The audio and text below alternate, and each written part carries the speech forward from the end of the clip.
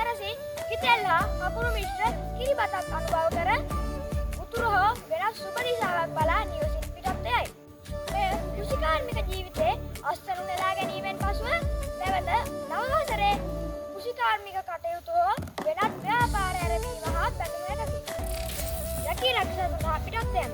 සක වර්ෂ 1947 හෙවත් ව්‍යවහාර වර්ෂයේ 2026ක් වූ අප්‍රේල් මාස 20 වන සඳුදා පූර්වවාද 6:27ට ශ්වේත වර්ණ වස්ත්‍රාභරණයෙන් සැරසී කිරිබතක්ද එළ කිරි මිශ්‍ර කැවිලි වර්ගයක්ද අනුභව කර දකුණු දිශාව බලා පිටත් යන මැනවි.